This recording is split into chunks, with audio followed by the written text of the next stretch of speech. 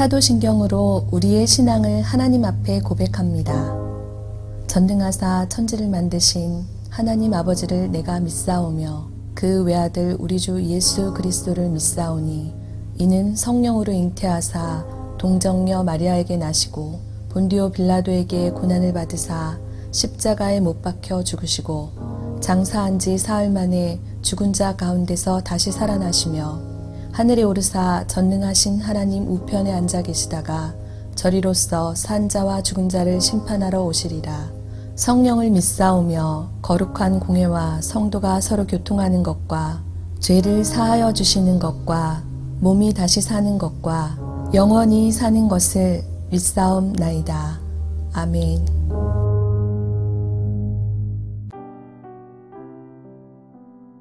오늘의 말씀 사무엘상 5장 1절에서 12절 말씀입니다.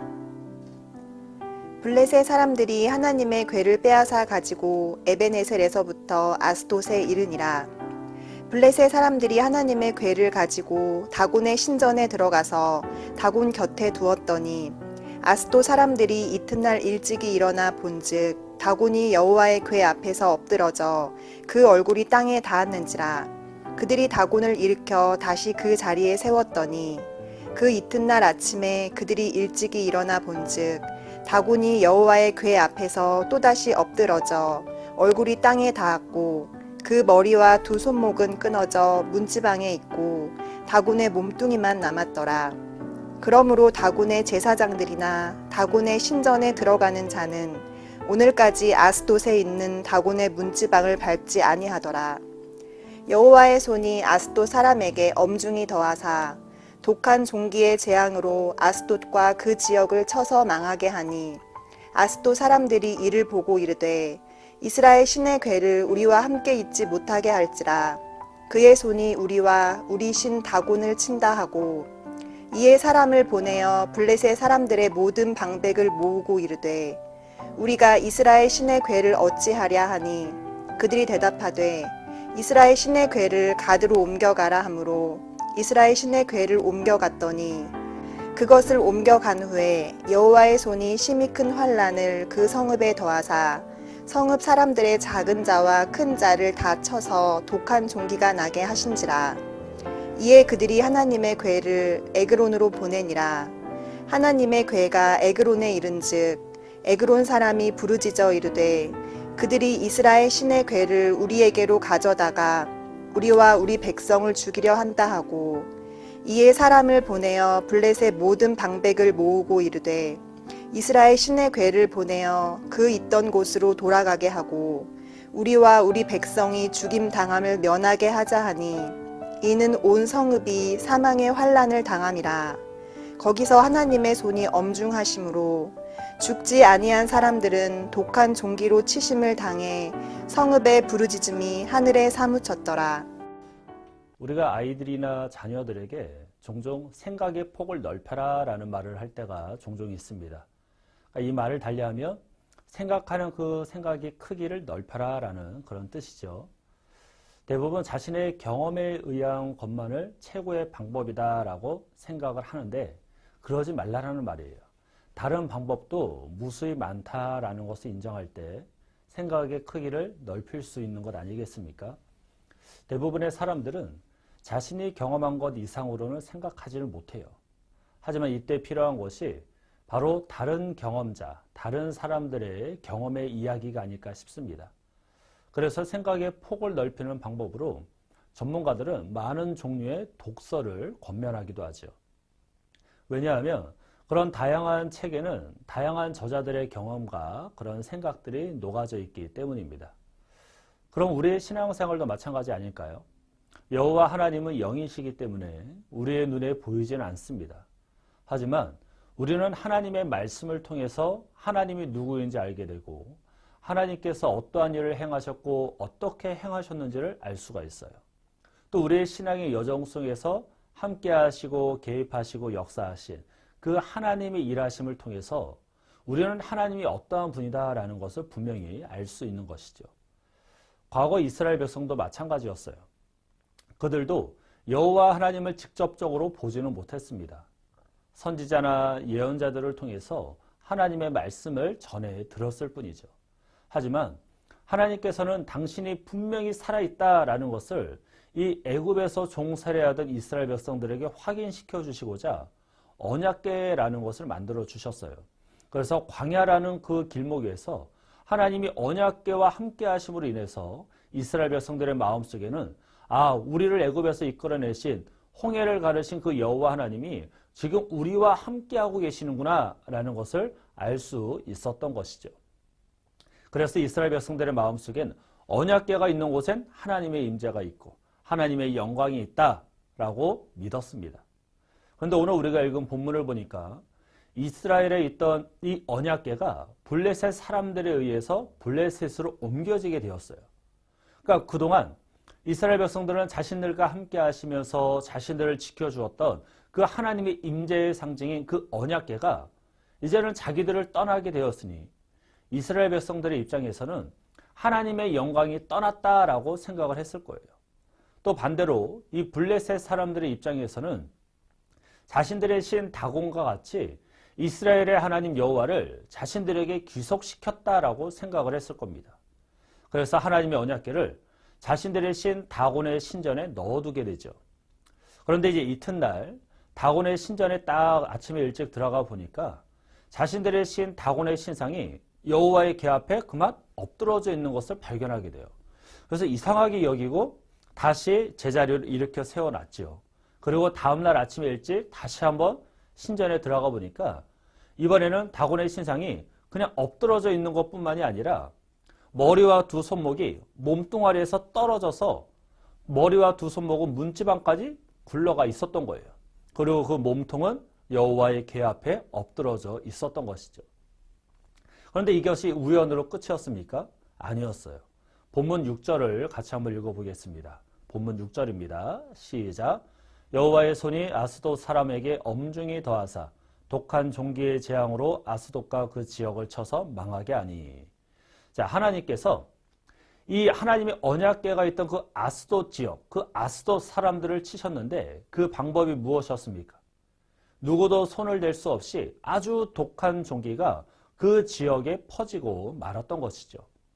그래서 아스돗 사람들이 여호와의 궤를 다른 곳, 가드로 옮겨가게 되는데 가드에서도 똑같은 일이 발생하게 된 거예요. 독한 종기가 나서 너무나도 큰 환난과 어려움을 겪게 되었어요. 그러니 가드 사람들이 어떻게 하겠습니까? 이 여호와의 궤 때문에 우리가 환난을 당하고 있어 하면서 이 궤를 다른 곳으로 옮기고자 해요. 그래서 옮기고자 했던 것이 바로 에그론이었습니다. 그런데 이 에그론 사람들이 소식을 듣게 된 거예요. 여호와의 언약궤가 있는 곳, 그 언약궤가 들어오는 곳마다 큰 재앙이 일어난다라는 소식을 들으니 이 에그론 사람들이 가만히 있겠습니까? 자신들을 죽이려고 한다면 난리를 치게 되었죠. 이 일에 대해서 성경이 뭐라고 이야기를 하고 있습니까? 여호와의 손이 블레셋 사람들에게 엄중하게 임했다라고 이야기를 하고 있어요.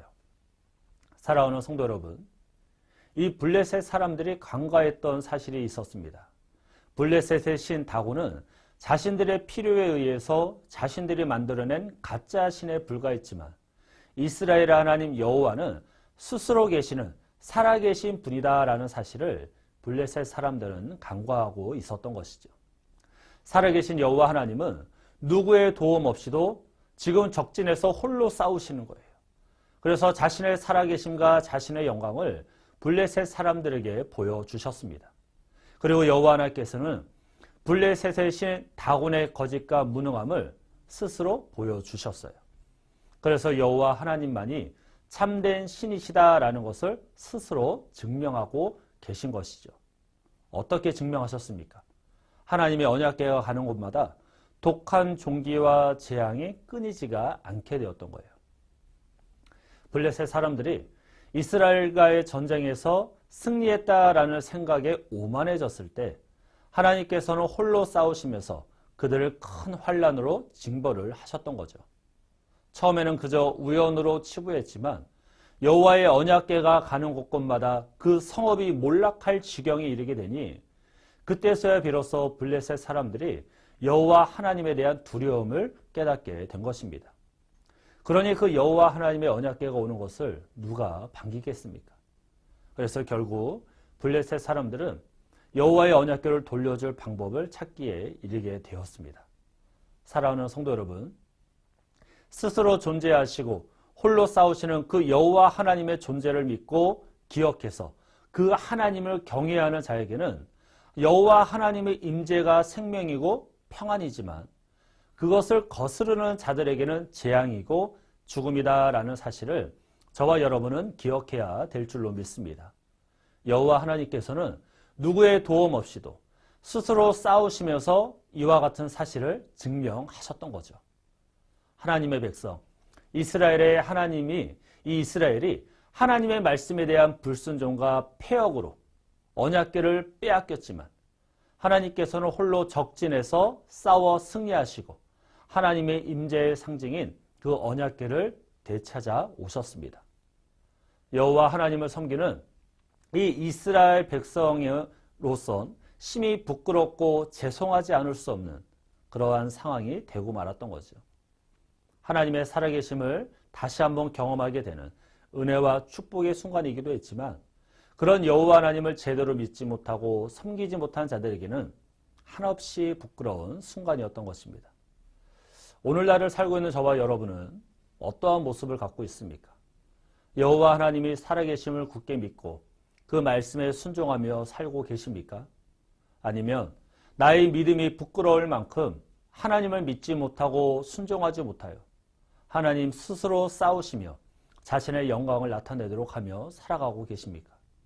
저와 여러분은 하나님께서 홀로 싸우도록 두지 말고 우리가 주님의 좋은 군사가 되어 우리의 걸음을 통해 또한 우리의 삶을 통해 하나님의 살아계심을 하나님의 영광을 드러내는 그러한 삶을 살아야 되지 않겠습니까? 오늘 하루 불신앙으로 하나님께서 홀로 싸우시도록 하는 것이 아니라 저와 여러분이 하나님의 살아계심을 보여주는 하나님의 군사로 이 세상과 싸우며 살아야 될 줄로 믿습니다.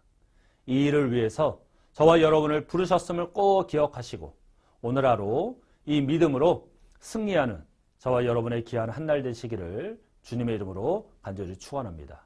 기도하겠습니다. 사랑과 은혜가 충만하신 하나님 감사합니다. 주님은 살아계셔서 여전히 홀로 싸우시며 하나님의 살아계심과 하나님의 영광을 드러내시는 주님, 그 하나님의 택함을 받고 부르심을 받은 우리가 이 땅에서 하나님을 믿음으로 하나님을 신뢰하고 하나님을 사랑하고 섬기는 온전한 모습을 통해 우리의 삶을 통해 하나님의 살아계심이 이 땅 가운데 증거되어지게 하시고 하나님의 영광이 우리의 걸음을 통하여 세상 가운데 선포되어지는 복된 삶을 살아갈 수 있도록 주님 도와주시옵소서. 이스라엘 백성들과 같은 그러한 실수를 범하지 않게 하시고 오늘 하루도 하나님을 향한 그 신뢰와 그 믿음으로 정말 하나님의 자녀답게 하나님의 백성답게 살아계신 하나님을 증거하며 나아가는 우리 모두의 삶이 되어줄 수 있도록 성령 하나님 함께 하시고 은혜 부어 주시옵소서. 오늘도 이 믿음으로 승리케 인도하실 줄로 믿고 감사를 드리며 예수님의 이름으로 기도합니다. 아멘. 주님이 가르쳐 주신 기도로 예배를 마칩니다. 하늘에 계신 우리 아버지여, 이름이 거룩히 여김을 받으시오며 나라가 임하시오며 뜻이 하늘에서 이루어진 것 같이 땅에서도 이루어지이다. 오늘 우리에게 일용할 양식을 주시옵고 우리가 우리에게 죄 지은 자를 사하여 준 것 같이 우리 죄를 사하여 주시옵고 우리를 시험에 들게 하지 마시옵고 다만 악에서 구하옵소서. 나라와 권세와 영광이 아버지께 영원히 있사옵나이다. 아멘.